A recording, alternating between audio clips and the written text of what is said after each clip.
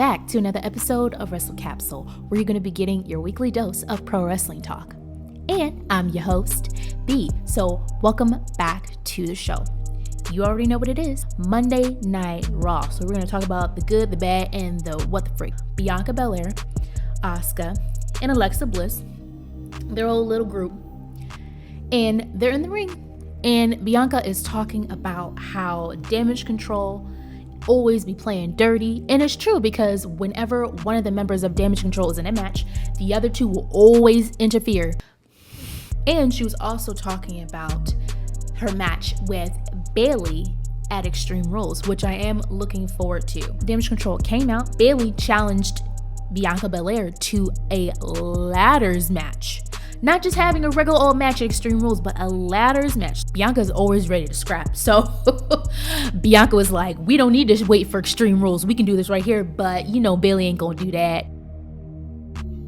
Bianca challenged Iyo Sky to a match, and Iyo Sky was ready to go. She went over to the corner. She was trying to get the referee in to get it going. Overall, the match wasn't that bad. There were a few rough spots, but I could definitely see that Bianca was dominating most of the match. Even though the genius of the Sky was definitely getting her hits in, Bianca won the match. She was able to do a slingshot crossbody on Dakota Kai and Bayley, and then she was able to do the KOD on Iyo Sky and pin her for the 1, 2, 3. So I'm clearly not putting up 3 right now, but let's Seth freaking Rollins and Rey Mysterio. Seth Rollins had came out first. He cut his promo. He didn't even want to mention Matt Riddle's name, but he knew he had to, because they're going to be having a fight pit match at Extreme Rules. Oh, I am thoroughly looking forward to it. I've been on this storyline and been so for this feud ever since that whole thing that happened on Raw. Let's talk about your family. Oh, wait, you ain't got one because your wife divorced you and took your kids and they don't want to see your bitch ass anymore, huh? I'm not gonna beat you up. I'm gonna you up, bro. Where the are you? Ever since then, I've been so excited for it. So for them to be having a fight pit match at Extreme Rules, I'm 300,000 here for it. Then Rey Mysterio came out and they had their match. And look who comes out other than Dominik Mysterio. I was thinking that he was going, because he had a chair with him, and I thought he was going to bust Rollins with the chair, but at the same time I'm like, wait, he's a heel now and he got issues with his dad, so that don't make no sense. So I didn't know what he was gonna do, but he walked right next to Seth and then patted it. I'm just like, okay, you just came out to just freak with your father. Who killed you?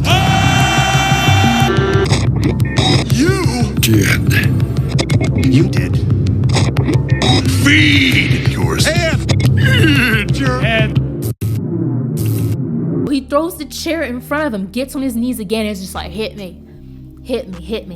And while Rey's distracted, look, but Boo Boo Rhea Ripley comes up from behind him, from out of the crowd, and pushes Rey, throws him in the ring, and then Seth Rollins he won the match. Alpha Academy versus Kevin Owens and Johnny Gargano, aka Panda Express. So to see these two be a tag team against Alpha Academy, smug Alpha Academy, but one thing that really got on my nerves was when Austin Theory tried to distract Gargano and come out there like, boy, I don't think he's been hit enough. I don't think he's been hit enough by Kevin Owens or by Johnny Gargano. So he didn't try to interfere.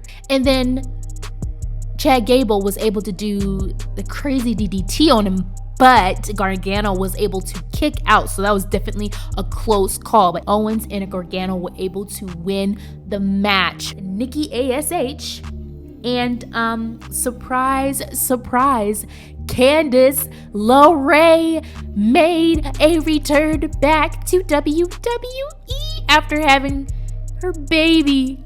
Oh my gosh, she looks like she's in such good shape. Her husband Johnny made his debut back weeks ago in Canada, and then she makes her comeback in Canada. It was a short match, but Candice won.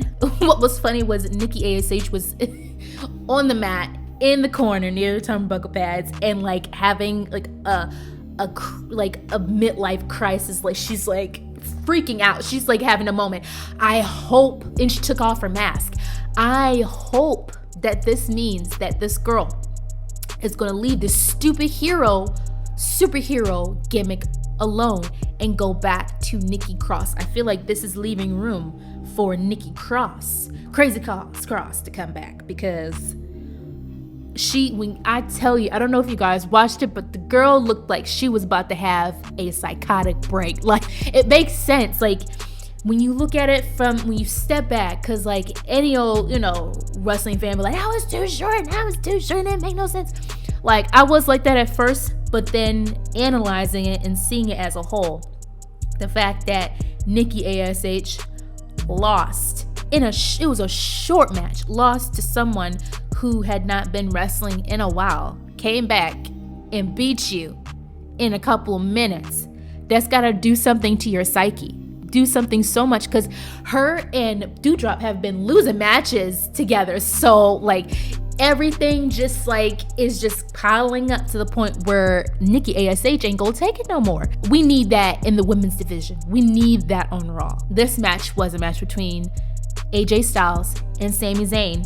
And of course, Sami wasn't gonna come by himself. He's gonna have his enforcer. He was gonna have his ride or die, Solo Sikoa. Because the Usos weren't gonna come, especially Jay ain't gonna come, and Roman's too busy being the tribal chief. Sami Zayn won the match against AJ Styles, but he had some assistance, because when the referee was not paying attention, he was turned the other way. Solo Sikoa took it upon himself to contribute to the match, and he threw AJ Styles down on the edge of the ring. And then Sami was able to pull him in and hit him with a hell of a kick. And then he was able to pin him. So Sami won that match. Let me talk about the Miz segments throughout the show. Miz Force.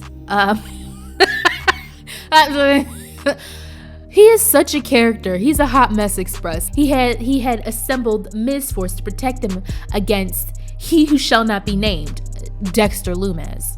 He's still traumatized. He's going to be forever traumatized, because Dexter keeps opening up back the traumatization. I know that's not a word, but it is a word today. Traumatization of abducting Miz when he least expected. He came back and he saw all of his Miz Force members all on the floor, and he's just like, oh gosh, it's Dexter. Little does he know, Dexter's dressed up incognito as one of the Oilers.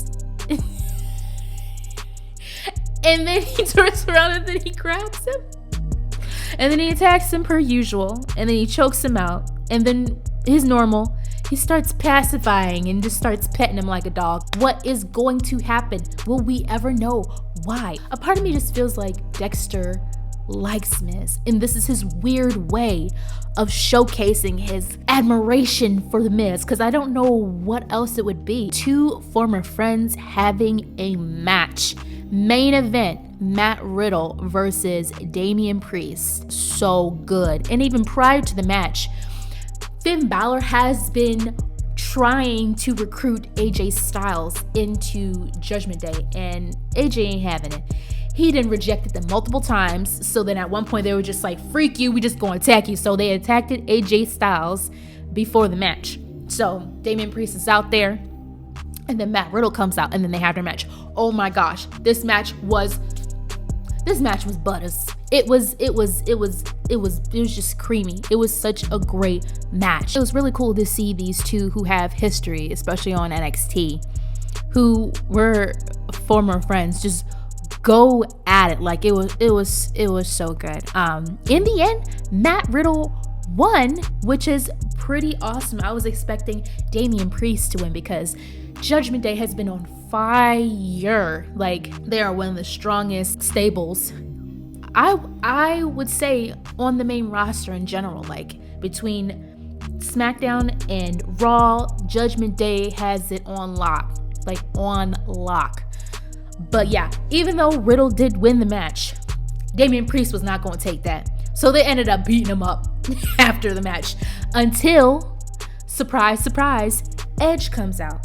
So everyone went off. Edge comes out. He's ready to go. He takes out Priest. He takes out Balor. He gave spears to both of them. Edge ends up challenging Finn Balor to a I Quit Extreme Rules match. So they lining it up. They're lining it up. So guys, let me know what you thought about Monday Night Raw. Comment below. You guys know I read all of your comments. Don't forget to like and subscribe for more episodes. Season 2 is coming, and there's going to be a lot more things that I'm going to introduce to you guys. Other episodes that I'm going to be doing besides review videos. Some more content is going to be coming at you. So look forward to season 2. Don't ask me when it's coming. It's coming soon, okay? Thank you guys so much for watching. Signing off. Bye.